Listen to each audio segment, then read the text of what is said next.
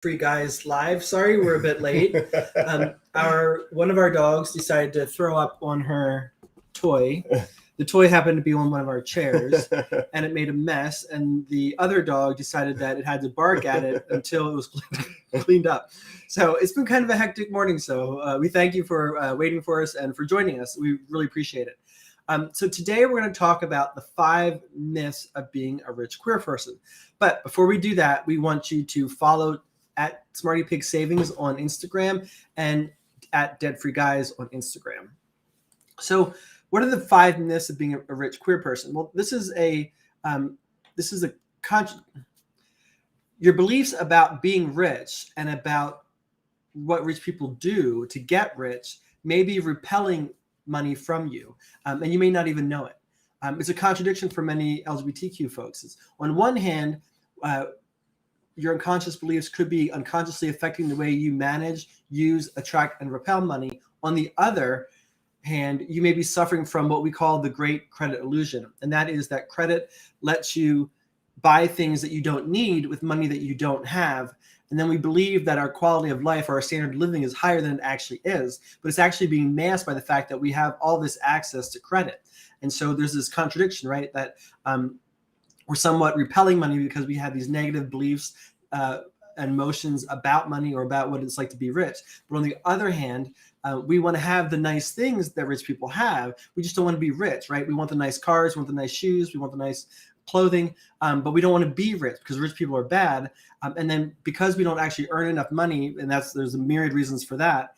But in addition to us, the way that we manage the money that we do have, or the way that we repel money that we could possibly get, we're masking that deficit by being able to access our credit cards. Swipe, swipe, swipe. Yeah. And I think the real point, one of the big points here, as John mentioned, is there's this contradiction, right? We want the things that money allows us to have, the freedom, the access to a nice home, a nice car, being able to take vacations, going out to dinner. We want all of those things, but at the same time, and oftentimes we attribute a lot of those things to rich people. At the same time, there's this feeling about rich people being bad. So we're going to share with you 5 myths about being a rich person that I think a lot of folks end up having. Again, we want to encourage you to follow at Smarty Pig Savings. Primary reason we're doing that is to follow them at Smarty Pig Savings on Instagram, is because we're doing a special live next week with Smarty Pig on Instagram. So at Smarty Pig Savings on Instagram, as well as follow Debt Free Guys on Instagram if you're not already. Give us some props, please. Yeah, exactly. So what are these myths? Well, I think the first one is a very interesting one because a lot of us fall into this trap. Both John and I have fallen into this trap. And the first one is that brand names or designer things, not just clothing, but things in general, validate me. The reason why we find this one so interesting is because it is very easy to fall into this trap. And many of us know Tim Gunn, right? Tim Gunn is known for being kind of the fashion guru and was one of the mentors on Project Runway around designing and fashion. So what did he say about what fashion can do for folks? Well, it was very interesting. In an interview that he did about style, he said that back in the 80s, when brand names became very popular, people would literally say this is a quote from him: "I'm dressed from head to toe in Ralph Lauren. I must be okay." And what's interesting about that is a lot of us do feel that way, that when we wear certain clothing, when we have certain things, it validates us. Now, again, there's nothing wrong individually with having these things, but when we use these things that we think are attributable to rich people to validate ourselves, we're creating almost a front, or we're creating a facade about who we are to try to be rich. So one of the fallacies that we can have when it comes to being rich as a queer person or as an individual is that I have to wear brand name or designer clothing in order to be a good person. It qualifies who I am. Myth number 2 is only celebrities deserve to be rich. but not too rich. We see this a lot.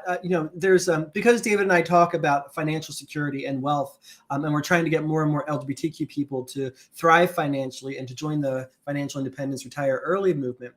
Some people in our community don't actually like that, right? Because there's some sort of benefit off of capitalism, and money is bad, and we shouldn't necessarily want money. But at the same token, when we disparage regular people for having achieved any sort of wealth, we worship celebrities, right? They can't be fabulous enough. We can't give them enough of our money, and they can't have enough money, right? Right? Think about it, about Adele, right? We love how amazing and fabulous she is, right? But why is it okay for her to achieve that level of wealth and success with her talent, but other people can't necessarily have that, right? There's sort of this contradiction. Why can only actors and movie stars and singers and politicians, why are they the only ones that are it's okay for them to reach some sort of financial security or even abundance, but every other person kind of needs to suffer along with us, right? And so who's bringing who down, right? Are we bringing people down, or are they bringing us down, or is it all of us bringing everybody down? But then we also see on the flip side, once somebody's talent or hard work gets them too rich, then we want to tear them down again. And there are a lot of reasons for that, and there are some injustices in the world. It's not saying that everything is equal for everybody, but we need to think about why we have this thought process and how that may or may not be affecting how we interact and use and repel money. Right. Myth number 3 here is, I think, one, again, that is maybe attributable to men, especially gay men, but I think it can be attributable to a lot of folks. And that is this idea that if I want to be rich, or if I want to have nice things in life, I just need to marry the right person.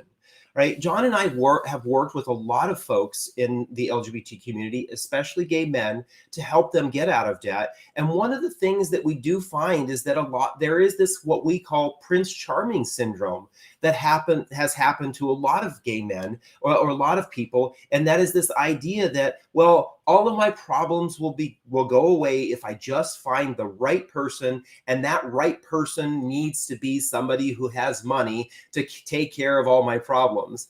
Well, what's very interesting about that is when you look at a lot of folks, especially folks who have created the wealth that they have on their own, or the financial freedom that they have on their own, they're individuals who are not necessarily looking for someone who is, quote unquote, a project.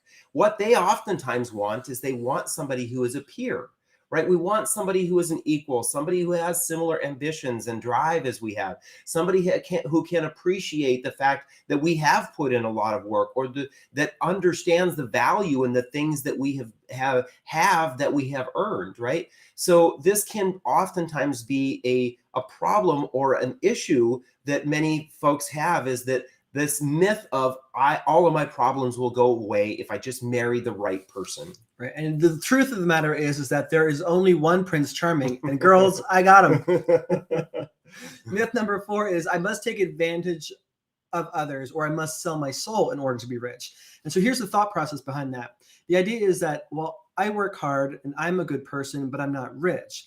So if you're rich, then you must have taken advantage of some people in some way, shape, or form, or you must not be a good person. That's the only way that contradiction could possibly exist. And all we're really doing is we're discounting other people's efforts and other people's successes in an effort to make ourselves feel better. It's not a whole lot than the bully on the playground, right? Who's beating up other people or tearing other people down with their words, only to make themselves feel better because they're masking some pain inside of themselves. And this also fuels the fallacy that money is the root of all evil, when if you read the Bible, you know that the love of money is the root of all evil, not money itself. Money is just a tool. Right, exactly. We know that money is a tool. In the right hands, money can do a lot of good. It was very interesting. I actually just read an article this morning about Keanu Reeves, and how Keanu Reeves has given so much of his money away because he believes that his money can be used for good in the world. He helps a lot of the people that he ends up working with. He gives a lot of money to individuals in his family and in his community. That's an example of somebody who has a lot of money and is doing some good with it. You can be one of those too. So then there are 2 Prince Charmings in the world. So everybody go get Keanu. All right, myth number 5 is, I think, one that a lot of us can fall prey to, and that is this belief that rich people are either born into it or they make a lot of money. They have a six-figure or multiple six-figure job. That's the only way you can get wealthy or get rich. Well, what's interesting about that is that there's data that proves that that is not actually true. The reality is that there was a study of 10,000 millionaires in the United States, and only 21% of those millionaires were born into money, and only 30% of those millionaires had a job that made six figures or more. So that means roughly 70 to 80% of the millionaires in America are individuals who had either a modest or a lower modest paying job. They're middle class folks, and they became millionaires. Now, how did they do this? They figured out a way to spend less money than they make and save the difference and invest that difference and allow it to grow.